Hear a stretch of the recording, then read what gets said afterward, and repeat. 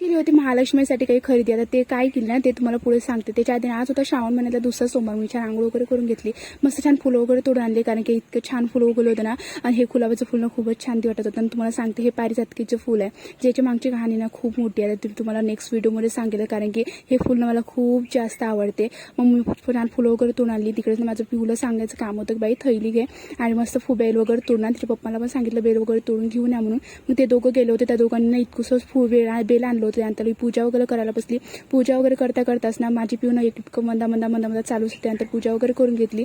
माझी पूजा खूप छान अशी वाटत होती आणि एकदम मन प्रसन्न झालं होतं. त्यानंतर ना पिऊला पण बेल वगैरे चढवायचं सांगितलं. पिऊनं बेल वगैरे मस्त देवाला अर्पण केलं. त्यानंतर मस्त प्रार्थना वगैरे केली. हे व्हिडिओसाठीच नाही बरं का, हे रोजच माझी पिऊ अशी करते. त्यानंतर मी नैवेद्य वगैरे देऊन दिला.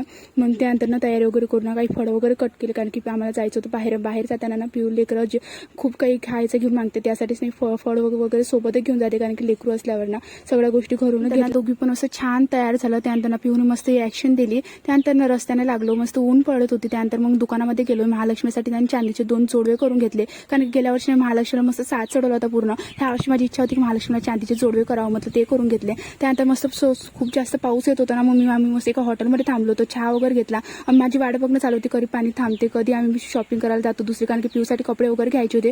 पण काहीच पॉसिबल झालंच नाही, कारण की 6 वाजता पाणी थांबलं होतं. मग काय घराच्या रस्त्याला लागलो, घरी आलो. त्यानंतर माझा दिवस ना आज खूपच जास्त चांगला गेला.